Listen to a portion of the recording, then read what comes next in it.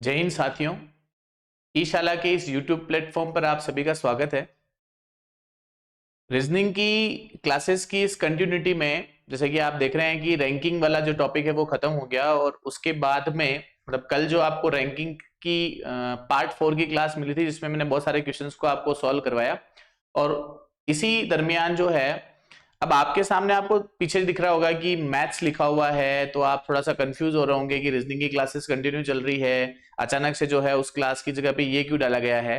तो देखिए ये कोई मैथ्स की क्लास नहीं है, ये आप ये मान के चलिए कि मतलब जैसे ये लिखा हुआ है ना यहाँ पर शून्य से शिखर तक, इसका मतलब बिल्कुल बेसिक क्लास, यानी कि ये क्लास जो है सभी के लिए महत्वपूर्ण है। मैं तो ये कहता हूं कि अगर कोई पढ़ाई नहीं भी करता है, इवन अगर आपके मम्मी पापा भी ये वीडियो देखते हैं तो उसमें कोई दिक्कत नहीं है, क्योंकि इस वीडियो के अंदर जो मैं आपको सिखाने वाला हूं वो गणित का जो है वो बेसिक है। जैसे हम कहते हैं कि शून्य, तो शून्य जो है वो गणित का सबसे नीचे वाला पायदान है। फिर आप उससे धीरे धीरे 1 पे बढ़ोगे, 2 पे बढ़ोगे, 3 पे बढ़ोगे, 4 पे बढ़ोगे, तो बिल्कुल शून्य स्तर की ये क्लास है जिसमें मैं आपको ये बताऊंगा कि किस तरह से जो है हम संख्या प्रणाली का उपयोग करते हैं। ज्यादा अपन जो है मैथ्स की तरफ नहीं जाएंगे, बस आपके सामने रीजनिंग की जगह पे आज ये मैथ्स की क्लास डालने का सबसे मेन रीजन ये है कि इसके बाद जो टॉपिक हम पढ़ने वाले हैं उस टॉपिक का नाम है श्रेणी या सीरीज। तो मैं उसी के साथ में जो है इस तरह से थोड़ा बहुत नंबर सिस्टम के बारे में बताता, इससे अच्छा मैंने सोचा कि एक क्लास जो है इसके ऊपर ही बना ली जाए, ताकि पहली क्लास से लेकर 12वीं क्लास के बच्चे और 12वीं क्लास से लेकर कॉम्पिटिटिव एग्जाम्स की तैयारी करने वाले सभी स्टूडेंट जो हैं वो अगर इस क्लास को देखे तो उन्हें पता लेना चाहिए कि बेसिक चीजें जो है वो नंबर सिस्टम में क्या होती है। बहुत सारे चैनल्स पे आपको एक क्लासेस मिलेगी, लेकिन वहां पर एक ही क्लास के साथ में आपको फुल फ्लैश पढ़ाया जा रहा है, जिसमें आपको जो है वो बेसिक नंबर्स भी पढ़ा देंगे, उसके बाद में आपको जो है इसके आधारित क्वेश्चंस भी करवा देंगे, उसके बाद में आपको मतलब बहुत विस्तृत ज्ञान एक ही क्लास में दे देंगे। इस क्लास के अंदर आपको बहुत कम समय में जो इंपॉर्टेंट चीजें हैं कि कभी अगर आप एज ए पेरेंट्स इस वीडियो को देख रहे हैं और आपके बच्चे भी अगर आपसे पूछ ले कि मम्मी परिमेय संख्या क्या होती है, पापा अपरिमेय संख्या क्या होती है, तो आप उनको ये चीज बता सकते हो। तो ये क्लास जो है लाइन लिखी हुई है कि सभी विद्यार्थियों के लिए महत्वपूर्ण क्लासेस है, या फिर आप इसको ये सोच लो कि ये समझ लो कि सभी के लिए इंपॉर्टेंट है। जो भी इस क्लास को देखेगा उसको कुछ ना कुछ जो है इस क्लास के माध्यम से छोटी छोटी चीजें जो है वो गणित की सीखने को मिलेगी। तो ज्यादा समय जो है वो खराब ना करते हुए अपन क्लास की ओर चलते हैं। चलिए देखिए देखिए नंबर सिस्टम या संख्या प्रणाली जो है, नंबर सिस्टम या संख्या प्रणाली, एक बार आप जो है बता दीजिए मेरे हिसाब से जो कलर है वो कलर कॉम्बिनेशन ठीक है, या फिर अगर इस पे ब्लैक ज्यादा अच्छा लग रहा हो तो अपन ब्लैक का यूज कर लेते हैं। तो देखिए नंबर सिस्टम या संख्या प्रणाली जो है, नंबर सिस्टम या संख्या प्रणाली जो है, इसमें सबसे पहले हम जब जैसे ही अगर किसी भी स्टूडेंट को ये बोला जाए कि गिनती बोलो आप, तो वो गिनती बोलना स्टार्ट करता है 1 2 3 4 5 6 या और कंटिन्यूसली बोलता ही जाएगा। तो गिनती जो है वो 1 से शुरू होके अनंत तक बढ़ती जाएगी, है ना। अगर मैं आपसे बोलूं कि मेरे पास जो है वो 10 करोड़ रुपए हैं, तो 10 करोड़ के आगे जो है उसके बाद में क्या कहते हैं, जो अरब आएगा, फिर खरब आएगा। ये 10 लाख रुपए हैं तो 10 लाख के बाद में करोड़ आएगा, मतलब अनंत। अनंत का मतलब है कभी नहीं रुकने वाली। अनंत का मतलब जो है वो क्या है, कभी नहीं रुकने वाली। ठीक है, तो सबसे पहले जो है संख्या प्रणाली में हम बात करते हैं कि प्राकृत संख्या क्या होती है। आपको मैं इसी तरह से पढ़ा रहा हूं कि आप जो है लास्ट में जाए तो इसका स्क्रीनशॉट ले लीजिएगा। सबसे पहले अपन पढ़ रहे हैं प्राकृत संख्या किसे कहते हैं, और प्राकृत संख्या को जो है हम लोग इंग्लिश में कहेंगे नेचुरल नंबर। क्या कहेंगे, नेचुरल नंबर। तो प्राकृत संख्या जो है ये कहां से शुरू होती है, 1 से शुरू होती है, 1 2 3 4 5 and so on N. N मतलब आप यहां पे क्या मानेंगे, अनंत। एन आप यहां पे क्या मानेंगे, अनंत। यानी ऐसी संख्या जो 1 से शुरू होकर अनंत तक जाती है उन्हें हम प्राकृत संख्या कहते हैं। ठीक है, इन्हीं संख्याओं में बिल्कुल बेसिक से समझिए, मैं किसी तरह का इसमें जो है इस क्लास को हाई पर ले जाऊंगा ही नहीं। ये क्लास बिल्कुल बेसिक से रहेगी और बेसिक में ही आपको बिल्कुल वो चीजें सिखाऊंगा कि आपको ये याद आ जाएगा कि ये चीजें जो है हमने 6ठी 7वीं में पढ़ी थी, लेकिन इस इफेक्टिव तरीके से नहीं पढ़ी थी जिस तरीके से आज सर ने हमको पढ़ाया। तो 1 2 3 4 5 जो है इसे कंटिन्यू हम बोलते जाएंगे तो लास्ट में ये अनंत तक जाएगी। ऐसी संख्याओं को हम क्या कहते हैं, प्राकृत संख्या कहते हैं। प्राकृत संख्या के बाद में दूसरी जो संख्या है वो है आपकी पूर्ण संख्या, और पूर्ण संख्या में आपको कुछ भी याद नहीं करना है। यदि एक के साथ जीरो और जोड़ लिया जाए तो 0 1 2 मतलब 3 4 एंड सो ऑन एंड, तो ये वाली संख्या जो है आपके लिए क्या हो जाएगी, पूर्ण संख्या हो जाएगी। यानी प्राकृत संख्या जो है वो 1 से शुरू होती है और पूर्ण संख्या जो है वो 0 से शुरू होती है। अब इसी पूर्ण संख्या के साथ में नेक्स्ट संख्या जो अपनी आती है वो आती है पूर्णांक संख्या। पूर्ण संख्या जो है इसको हम इंग्लिश में होल नंबर्स कहते हैं। तो ये आपके लिए नेचुरल नंबर, नेचुरल नंबर, ये जो है आपके लिए होल नंबर यानी कि पूर्ण संख्या, ये आपके लिए इंटीजर्स यानी कि पूर्णांक संख्या। अब पूर्णांक संख्या जो है इसमें आपको ध्यान रखना है कि पूर्णांक संख्या जो है, अभी देखिए 1 2 3 4 5 में आपने 0 ऐड कर दिया तो क्या हो गया, पूर्ण संख्या हो गई। इसी में अगर आप माइनस ऐड कर लेंगे तो देखिए ये क्या हो जाएगा, 0 1 2 3 0 1 2 3 4 and so on n, 0 -1 -2 -3 and so n, ये क्या कहलाएगा, ये आपका जो है वो क्या कहलाएगा, पूर्णांक संख्या कहलाएगा। या फिर आप इसको ऐसे भी लिख सकते हैं +-1 +-2 +-3 एंड सो ऑन। ठीक है, तो ऐसी संख्या जो प्लस और माइनस जिसमें दोनों ऐड हो जाएंगे वो आपके लिए क्या कहलाएगी, पूर्णांक संख्या कहलाएगी। तो प्राकृत संख्या, पूर्ण संख्या और पूर्णांक संख्या। अब उसके बाद बात करते हैं अपन परिमेय संख्या। यहां से थोड़ी सी चीजें जो हैं आपके लिए, आपको लगेगा कि ये चीजें जो है हमने पहले पढ़ी हुई, लेकिन बहुत सारे बच्चे जो हैं वो यही कहते हैं कि सर हम परिमेय और अपरिमेय संख्या में हमेशा कंफ्यूज होते हैं। तो परिमेय संख्या क्या होती है और अपरिमेय संख्या क्या होती है, तो अपन पहले परिमेय संख्या के बारे में बात करेंगे, उसके बाद अपन जो है अपरिमेय संख्या के बारे में बात करेंगे। अब परिमेय संख्या जो है उसके लिए सिंपल सा हमें क्या बोला जाता है कि यदि किसी संख्या को P/Q की फॉर्म में लिखा जाए, जहां यदि किसी संख्या को P/Q की फॉर्म में लिखा जाए जहां Q is not equals to 0, जहां पर Q जो है वो 0 के बराबर नहीं होना चाहिए। तो परिमेय संख्या का मतलब क्या है कि वे संख्या है जिन्हें P/Q की फॉर्म में लिखा जाए लेकिन Q जो है वो 0 के बराबर नहीं होना चाहिए। तो वे सभी संख्याएं जो है वो कौन सी संख्या कहलाएगी, परिमेय संख्या कहलाएगी। इसको जो हम क्या कहेंगे, इसको हम जो है वो क्या कहेंगे, रेशनल नंबर कहेंगे। क्या कहेंगे, रेशनल नंबर कहेंगे। अब P/Q का फॉर्म का मतलब क्या है कि जितनी भी संख्याएं हैं, चाहे वह 1/2 3/2 5/4 7/3 3/1 6/2, ये जितनी भी संख्याएं हैं ये सारी जो है वो कौन सी संख्या है, परिमेय संख्या है, जिन्हें हम क्या लिख सकते हैं, P/Q की फॉर्म में लिख सकते हैं। अर्थात Q जो है ये जो चिन्ह है ये है जहां, ठीक है, तो जहां Q जो है वो किसके बराबर नहीं होना चाहिए, 0 के बराबर नहीं होना चाहिए, तो उन्हें सबको हम क्या कहेंगे, परिमेय संख्या कहेंगे। ऐसी संख्या जिसे P/Q की फॉर्म में लिखा जाए जहां पर Q जो है वो 0 के बराबर नहीं होना चाहिए, जैसे फॉर एग्जांपल 1/2 3/2 5/4 7/3 3/1 6/2, ये सारी की सारी जो है कौन सी संख्याएं हैं, परिमेय संख्या है। अब अपरिमेय संख्या किसे कहते हैं वो देखिए। अपरिमेय संख्या उसे कहते हैं ऐसी संख्या जिसे P/Q की फॉर्म में नहीं लिखा जाए, अर्थात वहां पर जो है Q बराबर, वहां पर जो है वो Q बराबर क्या होगा, 0 होगा। अर्थात इन संख्याओं को जो हम P/Q की फॉर्म में नहीं लिख सकते, ऐसी संख्याओं को हम क्या कहेंगे, अपरिमेय संख्या कहेंगे, या फिर ये कहेंगे कि ये जो है वो क्या है, इर्रेशनल नंबर है। ये क्या है, इर्रेशनल नंबर है। अब इसी के साथ में इस इर्रेशनल नंबर की कंडीशन में आप ये देखिए कि परिमेय अपरिमेय संख्या में सर ऐसे कौन से एग्जाम्पल है जो अपरिमेय संख्या में आएंगे। जैसे फॉर एग्जांपल मैं यहां पे बता दूं कि √2 √3 √7 पाई, ये जितनी भी संख्याएं हैं ये सारी संख्याएं जो है वो क्या कहलाएगी, आपके अपरिमेय संख्या कहलाएगी।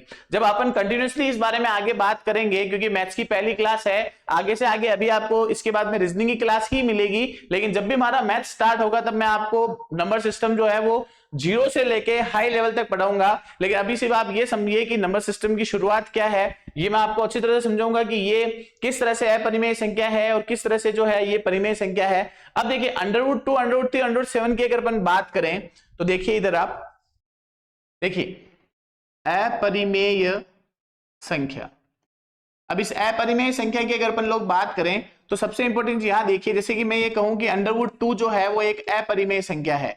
√2 क्या है, एक अपरिमेय संख्या। क्यों है, इसका कारण यह है कि इसे P/Q की फॉर्म में नहीं लिखा जा सकता, इसे P/Q की फॉर्म में जो है वो नहीं लिखा जा सकता, नहीं लिखा जा सकता। अब √2 का जो मान होता है वो होता है 1.414, तो ये कंटिन्यूसली आगे जो है वो बढ़ता जाएगा, ये कंटिन्यूसली क्या होता जाएगा, आगे बढ़ता जाएगा। तो ऐसे नंबर्स को हम जो है वो P अपॉन Q की फॉर्म में नहीं लिख पाएंगे, क्योंकि जब आप आगे तो आपने कुछ नाम सुने, नाम जो है वो सुने होंगे कि अगर जो है पॉइंट के बाद में कंटिन्यूसली अगर संख्या चलती जाती है तो हम उसे P बटा Q की फॉर्म में नहीं लिख पाते हैं, और P बटा Q की फॉर्म में नहीं लिखने की वजह से ये √3 या √2 √3 √7 जो है ये संख्याएं जो है यानी पाई है, जैसे पाई का मान जो है वो जनरली हम लोग मानते हैं कि 22/7 है या फिर 3.14 ये कंटिन्यू है ना। तो ऐसी संख्याएं जिसके शून्य पॉइंट लगने के बाद में शांत और अशांत, दो चीजें आपने नाम सुना होगा, शांत और अशांत। अब शांत क्या होता है और अशांत क्या होता है, जैसे मान लीजिए कि मैंने किसी भी नंबर में भाग दिया, जैसे फॉर एग्जांपल यहां पर मैंने जो है वो 54 में जो है भाग दिया 5 का, ठीक है। तो भाग दीजिए आप 54 में 5 का, तो 54 में 5 का भाग दिया तो ये 5 एकम 5, फिर क्या आ गया आपका 0, फिर 4 उतारा, 4 में भाग नहीं आता तो भाग टूटी सुपर और पॉइंट ये 0। अब देखिए इसमें आपने 5 का दिया तो 10.8 बार गया, कितनी बार गया 10.8 बार गया, यानी कि पॉइंट के बाद में संख्या 8 पर ही रुक गई। तो ये कौन सी संख्या है, ये शांत संख्या, ये कौन सी संख्या है, शांत है। लेकिन जैसे फॉर एग्जाम्पल की अगर मैं जो है वो 10 में 3 का भाग दूं, 10 में मैं किसका भाग दूं, 3 का भाग दूं, तो इसको कैसे देंगे आप, 10 में 3 का भाग दीजिए। तो ये 10 में आपने 3 का भाग दिया तो देखिए 3 एकम 3 3 9, पीछे बचा 1, फिर आप नहीं भाग जाएगा तो पॉइंट लगाएंगे 0, 3 तिया 9, 3 तिया 9, फिर देखिए 1 बचा, फिर 0 लगाया, 3 तिया 9, फिर 3 तिया 9, फिर 3 तिया 9, फिर 3 तिया 9। तो इसलिए कंटिन्यूसली पॉइंट के बाद में संख्या जो है वो आगे बढ़ती हुई जाएगी। तो इस तरह से जब संख्या आगे बढ़ती जाती है तो उसे हम क्या कहते हैं, अशांत कहते हैं। ये मैं आपको ज्यादा लेवल पर नहीं बताऊंगा, बिल्कुल बेसिक पे बताऊंगा। जब धीरे धीरे हम इस चीज को आगे करेंगे, मैथ्स से पढ़ेंगे, तब मैं आपको और अच्छी तरह से इसको समझाऊंगा।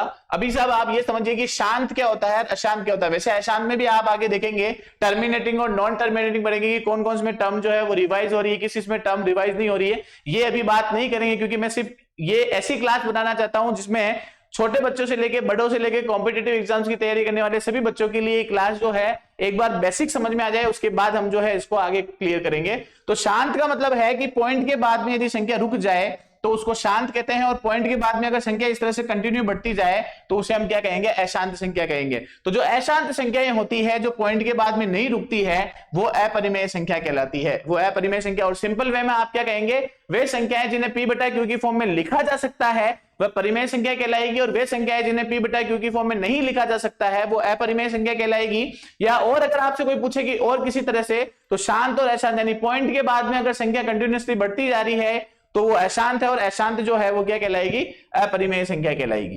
ठीक है, चलिए तो अपन अपने पहली वाली बात पे आ जाते हैं, प्राकृत संख्या, पूर्ण संख्या, पूर्णांक संख्या, परिमेय संख्या और अपरिमेय संख्या। ठीक है, अब अगर ये सभी संख्याएं जो है प्राकृत, पूर्ण, पूर्णांक, परिमेय और अपरिमेय संख्या है, इन्हीं सभी संख्याओं को अगर मैं एक बॉक्स में बंद कर दूं, इन सभी संख्याओं को अगर मैं किस में बंद कर दूं, एक बॉक्स में बंद कर दूं, तो क्या होगा। इन सभी संख्याओं को एक बॉक्स में बंद करने की वजह से, मान लीजिए एक बॉक्स है और इस बॉक्स में मैंने जो है यहां पर इनको बंद कर दिया, और बंद करने के बाद में मैंने यहां पर रख दिया प्राकृत संख्या, पूर्ण संख्या, पूर्णांक संख्या, परिमेय संख्या, अपरिमेय संख्या। तो ये सारी संख्याएं जो है ये सारी मिलकर क्या हो गई, ये सभी संख्याएं जो है ये मिलकर कहलाती है वास्तविक संख्या। ये सभी मिलकर क्या कहलाती है, वास्तविक संख्याएं कहलाती है। इसका मतलब दो तरह की जो है आपकी संख्या हो गई, इसका मतलब जो है दो तरह की आप लोगों की जो है वो संख्या हो गई। देखिए आप इधर, एक वास्तविक संख्या, एक हो गई आपके लिए वास्तविक संख्या, और एक हो गई आपके लिए काल्पनिक संख्या। एक हो गई आपके लिए कौन सी संख्या, काल्पनिक संख्या। और ये जो वास्तविक संख्या है इसके अंदर कौन कौन सी संख्या आ गई, प्राकृत संख्या, इसके अंदर कौन कौन सी संख्या आ गई, प्राकृत संख्या, इसके अंदर कौन आ गया आपके पूर्ण संख्या, इसके अंदर कौन आ गया आपके पूर्णांक संख्या, इसके अंदर आपके जो है परिमेय संख्या, परिमेय संख्या, और एक इसके अंदर आपके आ गया अपरिमेय संख्या। और ये सारा बॉक्स अगर मैं बंद कर दूं, इस थैले को अगर मैं ऊंचा के कहीं ले जाऊं, तो इस पूरे थैले का नाम क्या होगा, वास्तविक संख्या। तो ये प्राकृत, पूर्ण, परिमेय, अपरिमेय और पूर्णांक संख्या जो है ये कौन सी संख्या कहलाती है, वास्तविक संख्या। और दूसरी जो है वो कहलाती है काल्पनिक संख्या, जिनको हम कॉम्प्लेक्स नंबर कहते हैं, या उसको हम क्या कहेंगे, सम्मिश्र संख्या कहेंगे, कॉम्प्लेक्स नंबर कहेंगे या सम्मिश्र संख्या कहेंगे। ये सम्मिश्र संख्या बोल सकते हैं या इनको हम कॉम्प्लेक्स नंबर बोल सकते हैं। ये कॉम्प्लेक्स नंबर जो है ये अब और कभी बात करेंगे, या ये बात कर सकते हैं 11वीं में जब आप मैथ सब्जेक्ट लेते हैं तो उसमें एक चैप्टर आता है कॉम्प्लेक्स नंबर। तो संख्या जो है वो दो प्रकार की होगी आपके लिए, एक तरह से वास्तविक संख्या जिसमें प्राकृत, पूर्ण, पूर्णांक, परिमेय, अपरिमेय, और काल्पनिक संख्या जिसमें क्या हो जाएगा, कॉम्प्लेक्स नंबर आ जाएगा, यानी कि आयोटा वाली संख्या आ जाएगी। इसको अपन जो है किस फॉर्म में देखते हैं, आयोटा। चलिए, तो ये बेसिक कुछ बात करी अपन ने अभी कि किस तरह से जो है संख्या प्रणाली में ये सारी संख्या होती है। अब इसी दरमियान जो है कुछ दो तीन चीजें अपन और सीखते हैं।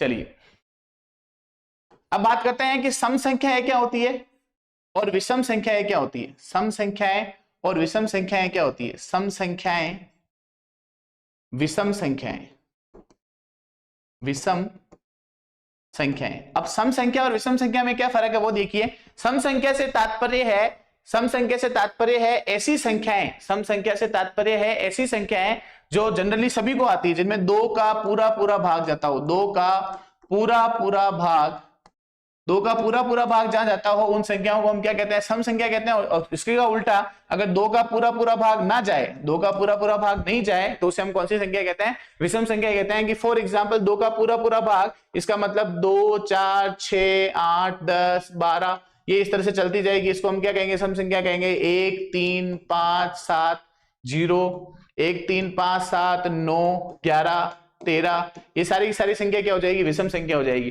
तो ऐसी संख्याएं हैं जिसमें दो का भाग पूरा पूरा जाता हो वो सम संख्या कहलाती है, और ऐसी संख्या है जिसमें दो का भाग पूरा नहीं जाए वो कौन सी संख्या कहलाती है, विषम संख्या कहलाती है। या ऐसी संख्या जिसमें दो का भाग पूरा पूरा नहीं जाए या शेषफल एक बचता है, शेषफल क्या बचता है, एक बचता है, उसे हम कौन सी संख्या कहते हैं, उसे हम जो है विषम संख्या कहते हैं। तो सम संख्या में शेषफल 0 बचेगा, विषम संख्या में शेषफल 1 बचेगा। जिसमें दो का पूरा पूरा भाग जा रहा है वो सम संख्या, जिसमें दो का पूरा पूरा भाग नहीं जा रहा है वो कौन सी संख्या कहलाएगी, विषम संख्या कहलाएगी। चलिए, इसी कड़ी में जो है एक नंबर में आपको और बढ़ाते हैं, जिसको हम जनरली काफी सारे स्टूडेंट जो है उनको ये चीज नहीं पता है, तो आज वो भी जो है इस तरह से पता कर लेंगे।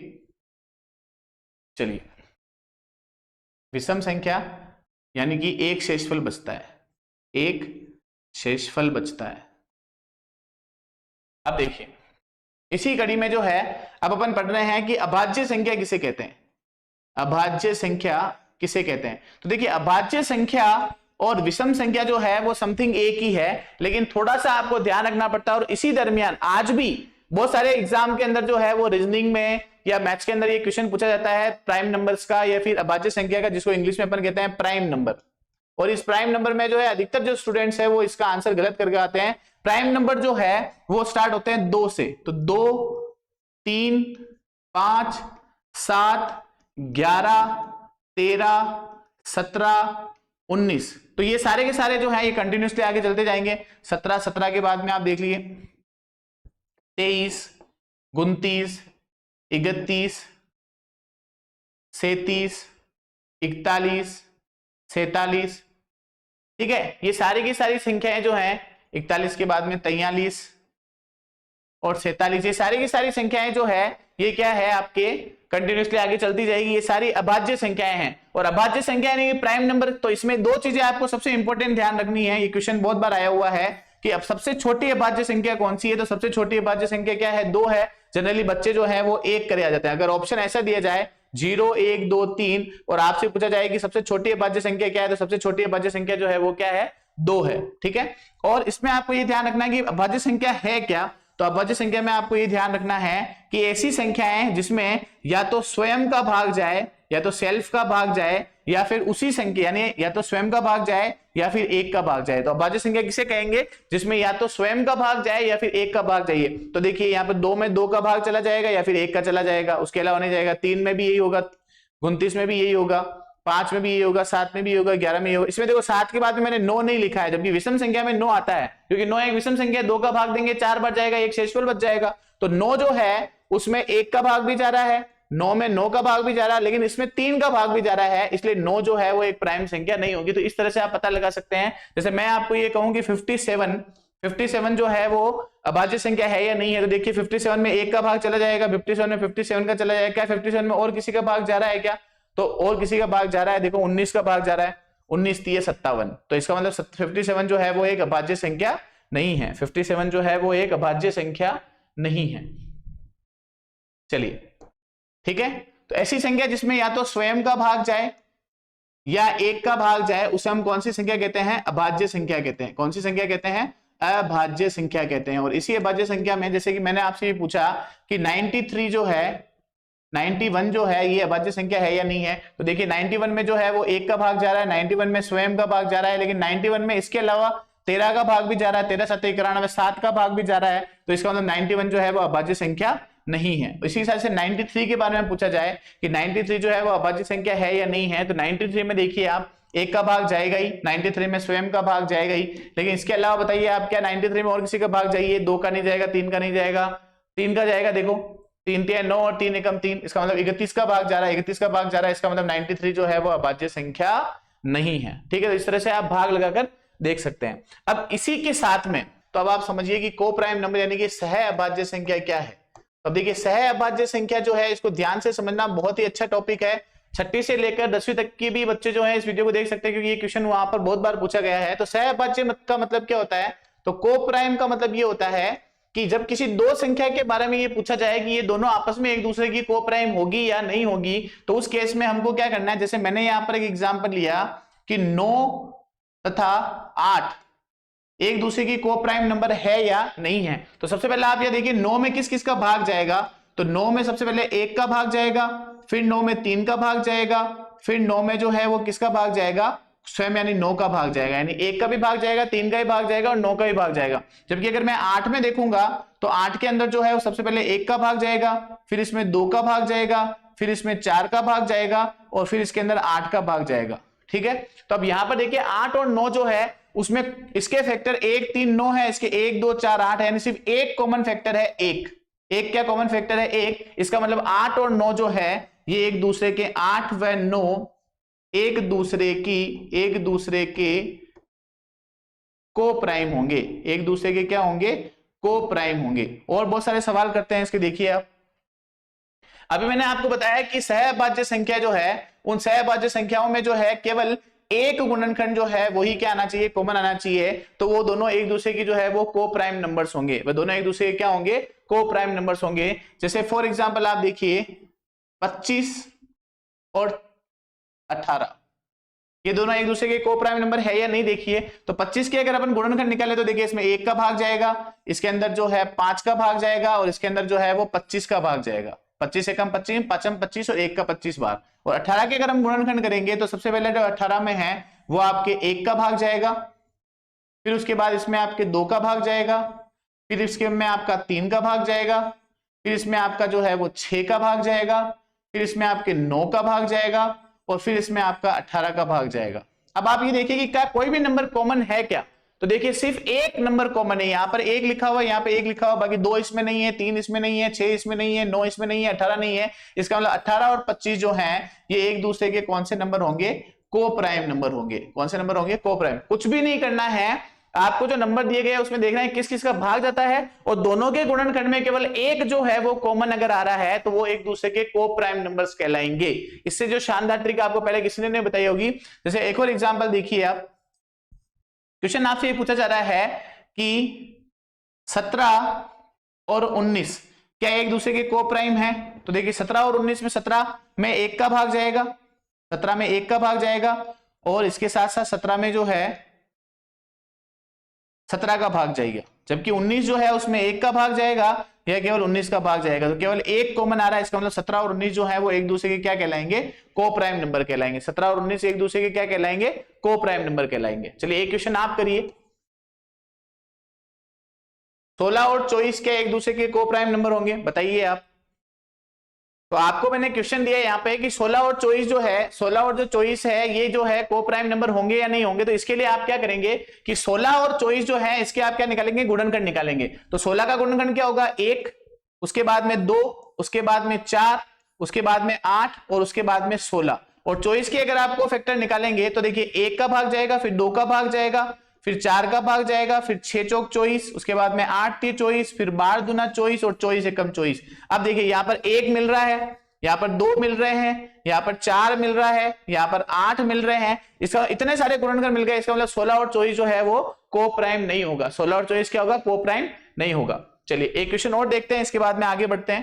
क्वेश्चन ये है कि 9, 35 और 39 जो है ये को प्राइम है या नहीं है। तो एक 35 और 39 जो है, 35 और 39 जो है ये को प्राइम है या नहीं है। तो 35 और 39 को को प्राइम करने के लिए आप क्या करेंगे? 35 के गुणनखंड निकालिए, 1, 5, 7 और स्वयं 35। ठीक है, 1 का भाग जाएगा, 5 का भाग जाएगा, 7 पंजे 35 और 35 का जाएगा। जबकि 39 में देखिए आप सिर्फ 1 का भाग जाएगा, 13 का भाग जाएगा और 13 दूना 26, 23 से 39 और 39 का भाग जाएगा। अब देखिए इन दोनों में कॉमन क्या है? यहाँ पर 1 कॉमन है और यहाँ पर 1 कॉमन, उसके अलावा कुछ भी कॉमन नहीं आ रहा है। इसका मतलब 35 और 39 जो है वो एक दूसरे के क्या हो जाएंगे?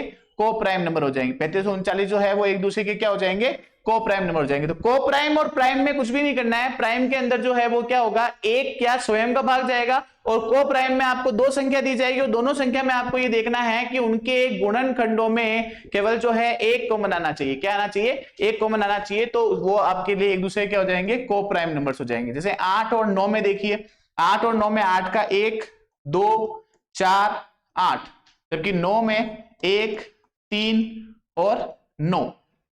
तो देखिए क्या मिल रहा है? केवल 1 मिल रहा है। इसका मतलब 8 और 9 जो है ये एक दूसरे के क्या हो जाएंगे?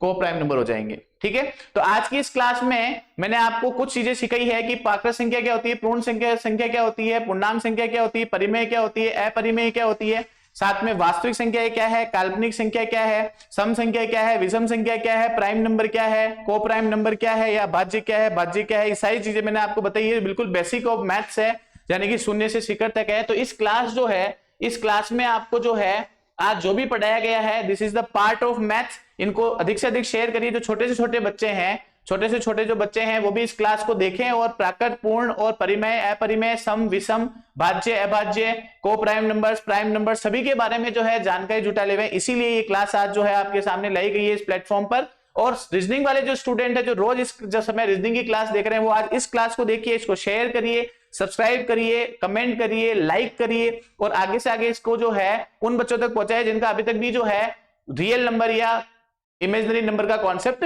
क्लियर नहीं है। इसके आगे जो है कल आपको वापस सेम रीजनिंग की क्लास मिलेगी। ये चीजें अगर आपकी क्लियर हो जाएगी तो रीजनिंग में मुझे आपके साथ में जो है ज्यादा समय बर्बाद किए बिना अपन डायरेक्ट ऑन द पॉइंट बात कर पाएंगे। तो आज के लिए इतना ही, धन्यवाद।